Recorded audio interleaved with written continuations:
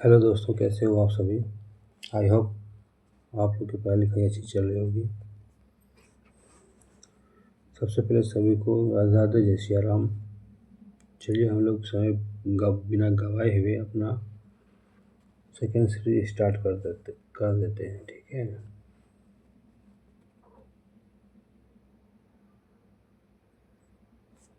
चलिए,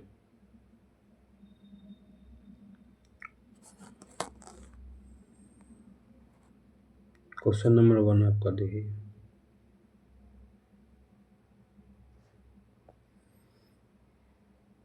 question number 1 है, यजुर्वेद में मुख्य रूप से किसका संकलन मिलता है। आप आंसर कमेंट बॉक्स में देते रहिए ताकि आप लोग का रिवाइजिंग भी होते रहे।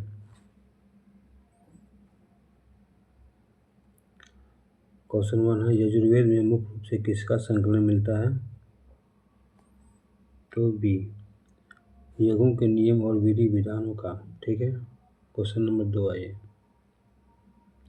कौन सा वेद गद्य एवं पद दोनों में उपलब्ध होता है। कौन सा वेद गद्य और पद दोनों में उपलब्ध होता है। तो यजुर्वेद। सामवेद का शाब्दिक अर्थ क्या होता है। क्वेश्चन नंबर 3, सामवेद का शाब्दिक अर्थ क्या होता है। ये गान, ऑप्शन सी, ठीक है। क्वेश्चन नंबर 4 आइए, सामवेद के पाठकर्ता को क्या कहा जाता है। सामवेद के पाठकर्ता को क्या कहा जाता है। तो ऑप्शन बी, उद्गाता। क्वेश्चन नंबर 5 आइए, भारतीय संगीत का जनक किस वेद को माना जाता है। आंसर कमेंट बॉक्स में देते रहिएगा। भारतीय संगीत के जनक किस वेद को माना जाता है। क्वेश्चन नंबर 5, सामवेद को। क्वेश्चन नंबर 6 है, अथर्ववेद की रचना किस ऋषि द्वारा की गई थी। तो ये है अथर्वा ऋषि। क्वेश्चन नंबर 7 आइए, औषधियों का उल्लेख सबसे पहले किस वेद में मिलता है। औषधि का उल्लेख सबसे पहले किस वेद में मिलता है। तो अथर्ववेद में। क्वेश्चन नंबर 8, अथर्ववेद में कुल कितने मंत्र हैं। क्वेश्चन नंबर 8, अथर्ववेद में कुल कितने मंत्र हैं। तो 731। क्वेश्चन नंबर 9 आइए, सभा और समिति को किसकी दो पुत्रियां कहा गया है। सभा एवं समिति को किसकी दो पुत्रियां कहा गया है। Question number 9।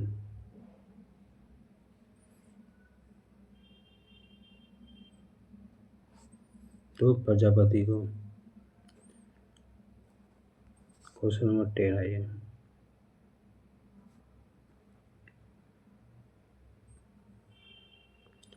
ऋग्वेद से जुड़ी एकमात्र जीवित शाखा कौन सी है। ऋग्वेद से जुड़ी एकमात्र जीवित शाखा कौन सी है। तो इसका होगा साकल। क्वेश्चन नंबर 11, ऋग्वेद की दो मुख्य शाखाएं कौन सी हैं। क्वेश्चन नंबर 11, यजुर्वेद की दो मुख्य शाखाएं कौन सी हैं।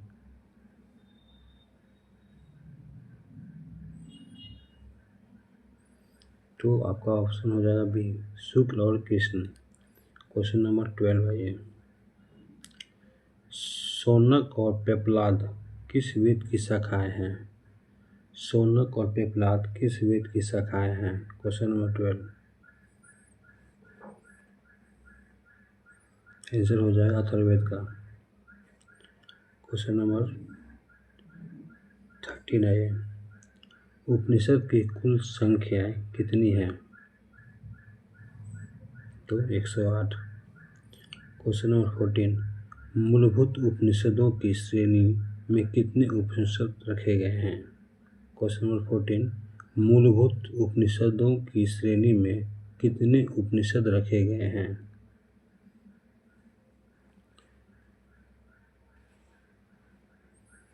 आंसर कमेंट में देते रहिए ताकि आप लोग का भी रिवाइजिंग होते रहे। मूलभूत उपनिषद की श्रेणी में कितने उपनिषद रखे गए हैं? तो 13। क्वेश्चन नंबर 15 है ये। स्त्री की सर्वाधिक गिरी हुई स्थिति किस संहिता से प्राप्त होती है? स्त्री की सर्वाधिक गिरी हुई स्थिति किस संहिता से प्राप्त होती है? आपका ऑप्शन हो जाएगा मैत्रेयी संहिता से। क्वेश्चन नंबर 16 है ये। किस ग्रंथ में स्त्री को पुरुष की अर्धांगिनी कहा गया है? किस ग्रंथ में स्त्री को पुरुष की अर्धांगिनी कहा गया है?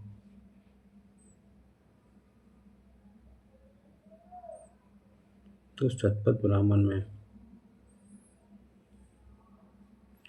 क्वेश्चन नंबर 17 है ये।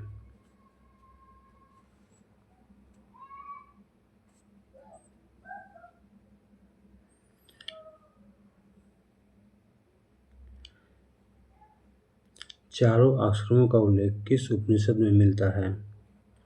चारों आश्रमों का उल्लेख किस उपनिषद में मिलता है? तो जावालोक उपनिषद में। क्वेश्चन नंबर 18 है। स्मृति ग्रंथों में सबसे प्राचीन एवं प्रामाणिक किसे माना जाता है? तो मनुस्मृति। क्वेश्चन नंबर 19 है। मनुस्मृति किस काल का मानक ग्रंथ है? मनुस्मृति किस काल का मानक ग्रंथ है? Question number 19। तो शुंग काल का। क्वेश्चन नंबर 20 आइए। वेदांगों की कुल संख्या कितनी है? तो ऑप्शन बी 6। क्वेश्चन नंबर 21 आइए। निम्नलिखित में से कौन सा एक वेदांग नहीं है?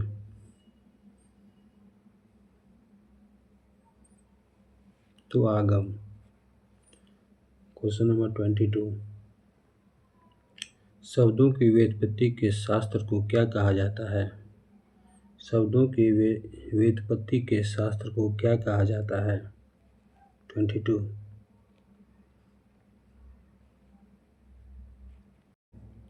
22। शब्दों की व्युत्पत्ति के शास्त्र को क्या कहा जाता है? तो निरुक्ति। क्वेश्चन नंबर 23 है। सूत्रों में सबसे प्राचीन किसे माना गया है? 23। तो गौतम सूत्र को। आइए 24।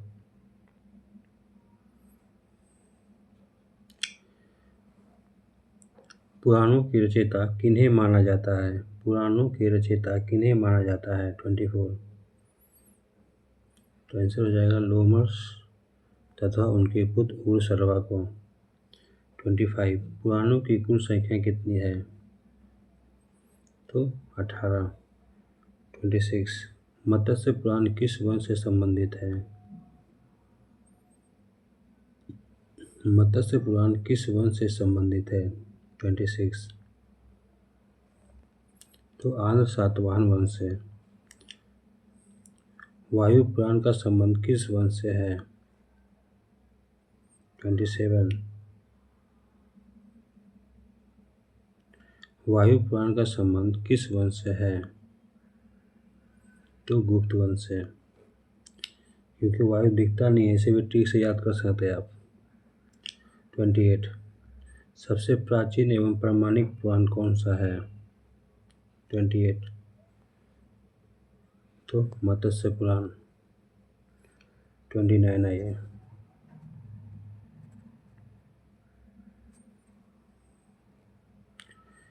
कृषि संबंधित विवरण किस पुराण में मिलता है?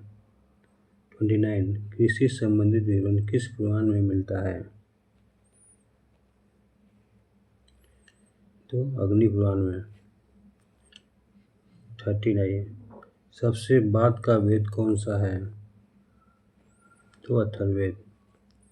31। ब्राह्मण ग्रंथों की रचना किस शैली में की गई? ब्राह्मण ग्रंथों की रचना किस शैली में की गई? 31।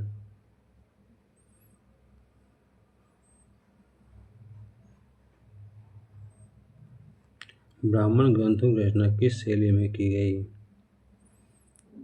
पद्य, गद्य, चंपू, इनमें से कोई नहीं, तो बी हो जाएगा गद्य। 34 आइए, सॉरी 32।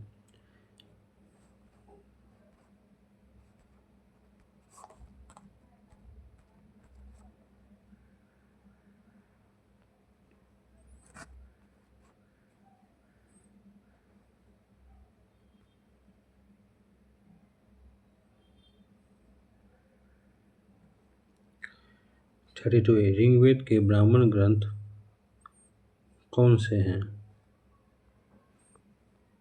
ऋग्वेद के ब्राह्मण ग्रंथ कौन से हैं? तो ऑप्शन डी हो जाएगा ऐत्रेय और कौपितकी। 33। शतपथ ब्राह्मण किस वेद का ब्राह्मण ग्रंथ है? 33। शतपथ ब्राह्मण ग्रंथ किस वेद का ब्राह्मण ग्रंथ है? तो यजुर्वेद का। 34 आइए, गौपद किस वेद का एकमात्र ब्राह्मण ग्रंथ है? तो अथर्ववेद का। 35। वैदिक साहित्य में ऋग्वेद के बाद किसका स्थान आता है? वैदिक साहित्य में ऋग्वेद के बाद किसका स्थान आता है? 35। तो शतपथ ब्राह्मण का। 36। जातक में किसकी पुनर्जन्म की कहानी वर्णित है? तो बुद्ध की। हीनयान का प्रमुख ग्रंथ कौन सा है? 37। हीनयान का प्रमुख ग्रंथ कौन सा है? तो कथावस्तु। 38। जैन साहित्य को क्या कहा जाता है? 38 का जवाब दीजिए। जैन साहित्य को क्या कहा जाता है? तो उसे आगम कहते हैं। 39। जैन धर्म का प्रारंभिक इतिहास किससे प्राप्त होता है या ज्ञात होता है? तो कल्पसूत्र से। 40 आइए, अर्थशास्त्र के लेखक कौन हैं? तो चाणक्य। अर्थशास्त्र कितने अधिकरणों में विभाजित है? 41। अर्थशास्त्र कितने अधिकरणों में विभाजित है? अधिकरण तो 15।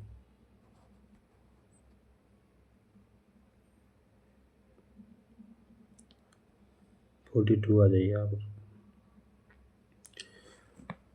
तो फ्रेंड्स, अगर सेशन अगर अच्छा लग रहा हो तो प्लीज़ लाइक एंड सब्सक्राइब करना ना भूलें। आइए 42। राजतरंगिणी पुस्तक के लेखक कौन हैं? तो कल्हण। 43 आइए, राजतरंगिणी में कहाँ के शासक का वर्णन किया गया है? 43। राजतरंगिणी में कहाँ के शासक का वर्णन किया गया है? 43।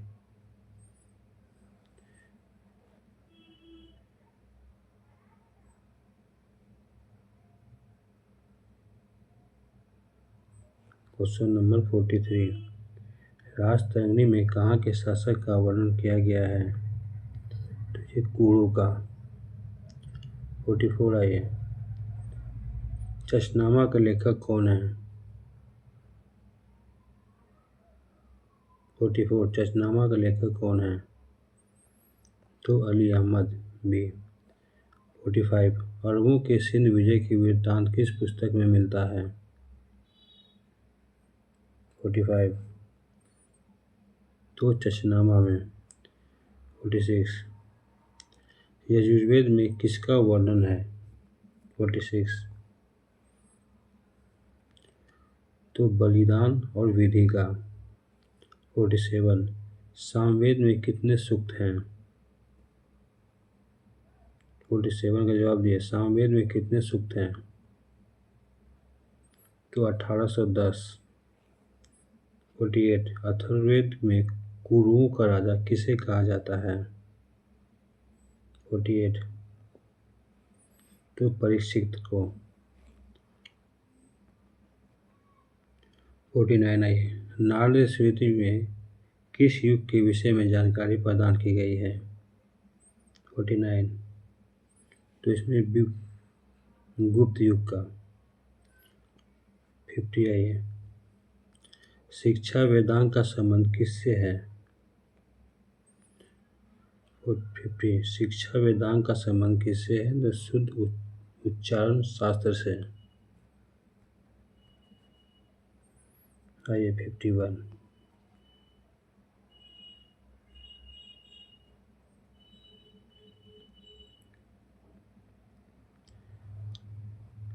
कल्प वेदांग का संबंध किससे है?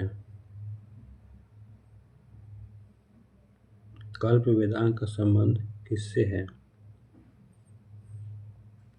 तो कर्मकांडीय विधि से। 52 छंद किसका एक भाग है? छंद किसका एक भाग है? सातवाहन का। सॉरी 52 तो ये छंद किसका भाग है? तो ये सी हो जाए वेदांग का। 53 आई है। विष्णु पुराण का संबंध किस वंश से है? 53 तो ये मौर्य वंश है। 54 पुराणों का पाठ पुजारी कहाँ किया करते थे?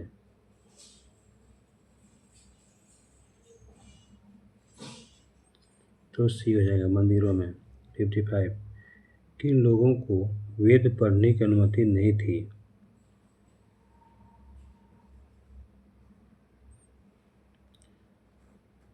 स्त्रियां तथा शूद्र को। 56 अग्नि पुराण में राजतंत्र के साथ साथ किसका वर्णन मिलता है?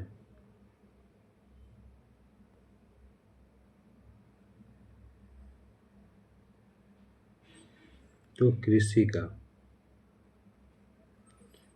57 आ जाइए।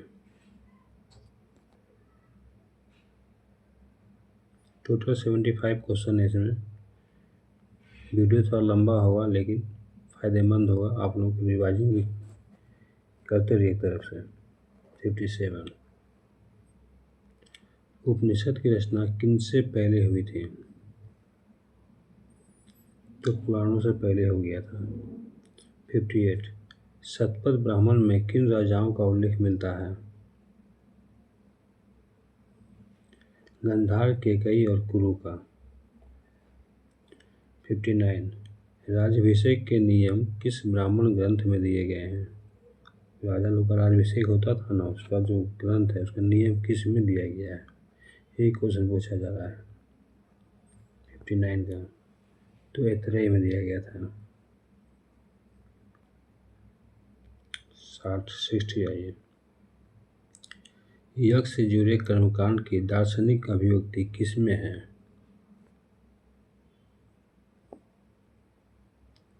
ऑप्शन सी आरण्यक।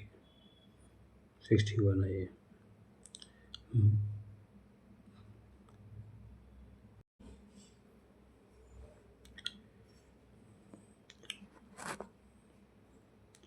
महावीर के जीवन कृतियों का विवरण किस जैन ग्रंथ में मिलता है? महावीर के जीवन कृतियों का विवरण किस जैन ग्रंथ में मिलता है? आपका ऑप्शन है भगवती सूत्र। 62 आइए। गौतम और जैमिनीय किस वेद की शाखाएं हैं? तो सामवेद की। आइए 63 माध्यनंदिनी और काण्व किस यजुर्वेद की शाखाएं हैं? 63 तो शुक्ल यजुर्वेद की। 64 आइए। तैतरेयी किस वेद से जुड़ी शाखाएं हैं? तैतरेयी किस वेद से जुड़ी शाखाएं हैं?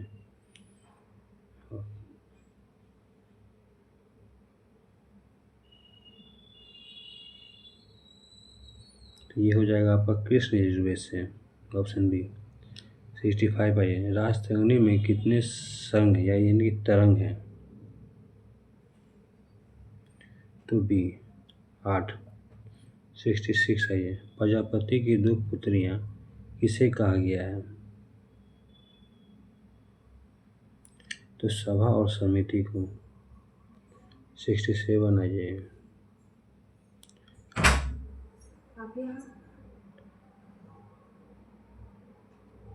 अथर्ववेद के प्रतिनिधित्व सूक्त किसे माना जाता है?